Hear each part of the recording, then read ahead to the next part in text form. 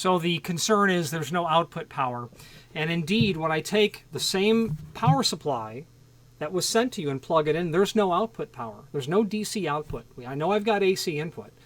Studying what the cause could be, I did eventually realize that this device came from the factory as an FA, a fire alarm input device. This device, as a result, has had a modification made to it where part of it has been modified at the factory, or that circuit board is notched right there. When we look at the installation instructions, and that's the key that would have ultimately illuminated, there is no illumination on the green LED. That's telling us there's a problem. That would have illuminated what the problem was. The fact that the board is notched tells me that this came from the factory set in the manual reset mode. Without a fire alarm board, you'll never get DC voltage out of this. When I installed the the fire alarm board into the panel, and there's no power right now, I'm going to install this.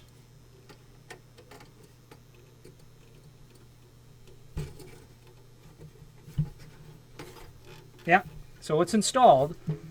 Now that black wire that's there, that shouldn't be there just yet, but I'm just getting to the point.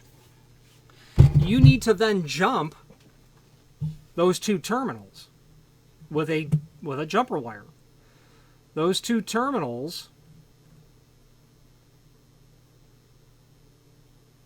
on page 4 of the installation instructions.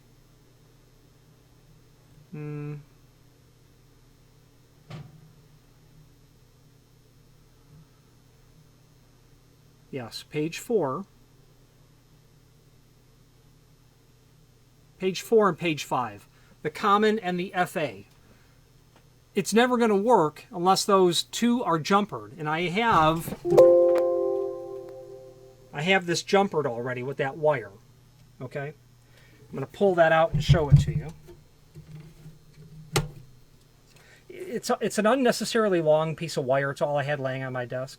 So it's just jumpering the common and FA. That's all it is. I'm going to install this into the board. I'm not going to show you that there's no DC voltage because you know there's no DC voltage.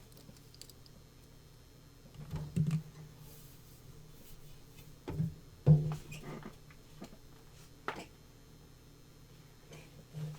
going to turn this up so you can see it. What you're watching for is the green LED, which is right there. These two terminals, the DC voltage, it's right next to it. I'm going to plug this in.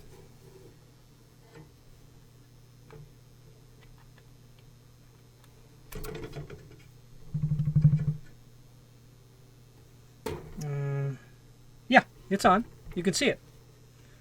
Now, the test. Is there DC voltage present? DC output voltage.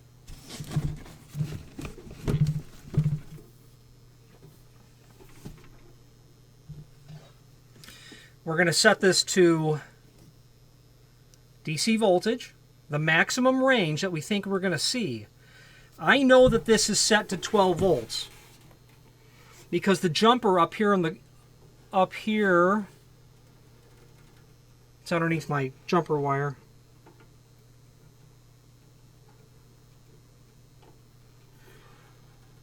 There's two jumpers that are right there. Right there at the tip, you can see it now. 12 and 24 volt. Got to be careful with your hands in there. You touch two terminals and you'll short it. I know it's set to 12 volts. If you need it to 24, make sure there's no power. Change the jumpers. I'll show you that in a moment. How to do that. So I'm expecting to see not more than 12 volts. So I've got it set to 20 maximum range. No reason to go to 200.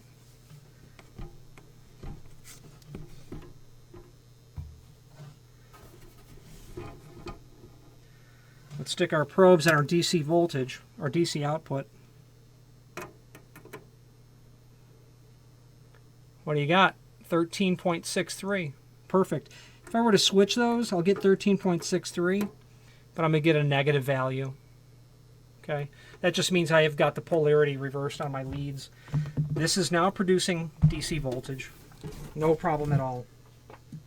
Let's switch to the screen view and let's take a closer look as to where in the installation instructions that would have been discovered. So let's do that now. And another thing that you'll need to know about this unit. So let's do that now.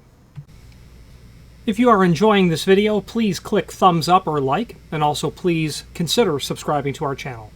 Let's move on to the rest of the video. Okay, so the installation instructions, I'll show you where to find those. In our website, search for Von Duprin PS873. You can see that it's the second from the top there. Scroll down, installation instructions. We're looking at the 873 FA information. BB, battery backup, FA. Let's take a stare at this. The 873 FA option consists of one printed circuit board that plugs onto the 873 power supply. In the event a fire alarm is active, the board will remove power from the 873 output and any logic board. The fire alarm input board can be configured for automatic or manual. This is important.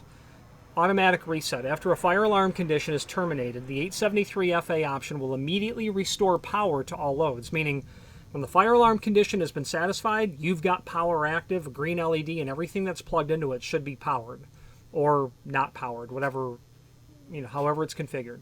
Meaning switch, how your switches are configured. Manual reset. So automatic reset, power goes back on, you're energized. Manual reset, power goes back on and you're not energized because they want a manual reset. A manual reset is very common in fire, is the standard, I think, in fire suppression systems in kitchens, in commercial kitchens. When the power goes back on, you don't want everything activated. You want to be able to voluntarily, intentionally restore power to that circuit. Installation, and we're going to get to it. Make sure that the AC breaker is open. That means that there's no power. Locate hole labeled E3 cut when fireboard is used. Now my tip off that there was a problem with what you had is because you don't have a fire alarm board in your unit, but your circuit board is cut to require one. That would explain why there's no DC voltage. Now we can configure it in automatic or manual. So it comes from the factory in automatic. Install the board, screw it down, connect normally closed fire alarm contacts. It's step 2. So if you install the board itself, it ain't going to work until you jump or close these contacts. This is a single pole, single throw switch they're showing, but it's just a jumper is what it is. And that's what you need. Restore the AC voltage, reconnect the batteries, and the green LED power supply will illuminate. Indeed, and it did in our test. Now, in the event that there's a fire alarm condition, meaning you've got a fire panel connected to this, you have to undergo a manual reset, which is simple. You're not going to, because this isn't connected back to a fire alarm. You're just jumpering those. We've got a jumper on those two terminals. But if it were to be, we know that it requires the board because that's cut. You then have to momentarily, you've cut the board, connect normally closed fire alarm contacts, meaning you've got your jumper between COM and fire alarm, but then you have to, on your reset terminal and the COM, you have to momentarily close the reset device contacts. The green LED will then illuminate. So if this were to be connected, and it is in manual condition, you'd have to temporarily jump those with just a piece of wire. Momentarily. If it's left there permanently, it won't work. That's the whole deal. Let's wrap up this video on camera.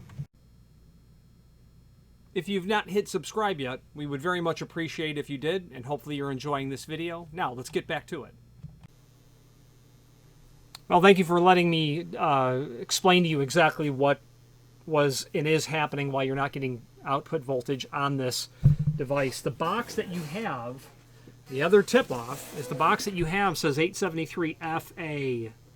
The 871-2, that's an option board. That was removed before it was shipped. The problem is the FA was as well.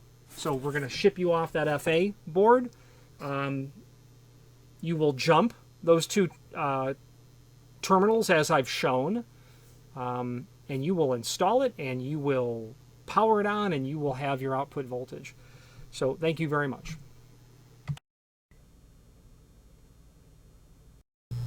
Again, thank you for watching, and if you've enjoyed this video, please click thumbs up, please subscribe, and maybe even send the video to someone that you know. Thank you.